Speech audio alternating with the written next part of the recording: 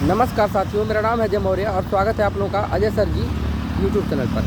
साथियों, आज का यह वीडियो बहुत ही महत्वपूर्ण होने जा रहा है, क्योंकि आज जो मैं बातें बताऊंगा साथियों, यदि आप शिक्षक हैं अर्थात प्राइमरी टीचर हो चाहे जूनियर टीचर हो, तो आप लोगों के लिए ये बहुत ही महत्वपूर्ण साबित होगा।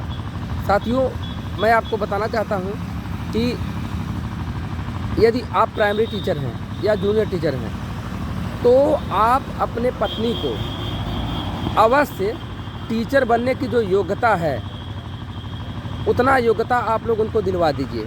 बहुत से लोग ऐसे होते हैं कि जो लोग नहीं चाहते हैं कि उनकी पत्नी सर्विस करे, तो उनके लिए भी यह मैं कह रहा हूँ। और बहुत से ऐसे लोग हैं, ऐसे शिक्षक हैं जिनके पत्नी की मेरिट बहुत लो रहती है।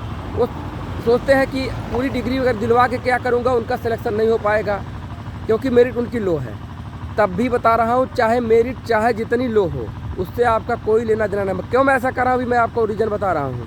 आप अपने पत्नी का जो टीचर बनने की जो योग्यता है उसको आप अवश्य दिलवा दीजिए।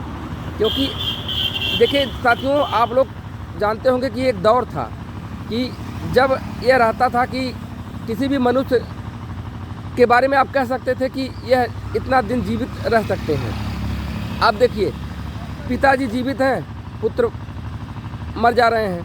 मतलब ये जो कोविड का दौर जब से आया साथियों, 2020 और 21 में मैं ऐसा देख रहा हूँ साथियों, किसी के ज़िंदगी का कोई भरोसा नहीं। वैसे भी ज़िंदगी का भरोसा नहीं था, लेकिन साथियों जब से यह कोविड आया है तब से साथियों क्या हो जा रहा है। केवल कोविड से नहीं लोग मर रहे हैं, कोई हार्ट अटैक से मर जा रहा है, किसी को ब्रेन हेमरेज हो जा रहा है।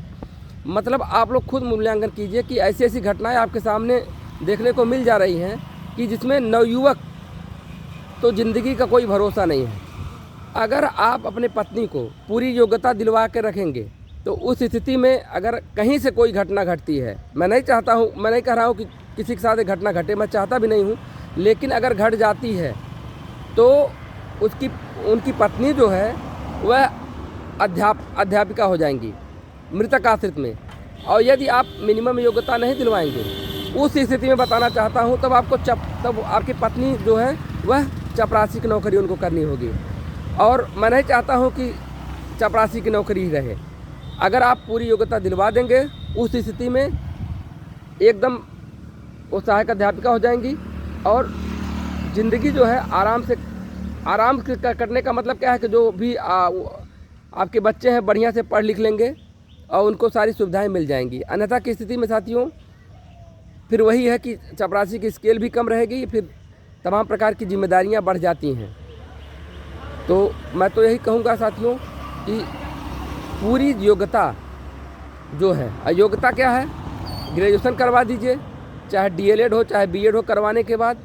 और टीटी देखिए आजीवन मान्य हो गई है, तो इसलिए टीटी भी करवा दीजिए। मेरिट चाहे जो हो, नौकरी की बात नहीं है। कभी भी आप एक प्रकार से आप लोग पैसा जमा करते हैं, पैसा लोग जमा करते हैं, ज़मीन लेते हैं कि भविष्य के लिए काम करेगा। तो ये भी आपकी जो मैं बता रहा हूँ, ये भी एक पूंजी को आप इसको भी आप मानकर चलिए कि ये भी आपकी पूंजी है। तो इसलिए इतना योग्यता आप दिलवा दीजिए। धन्यवाद।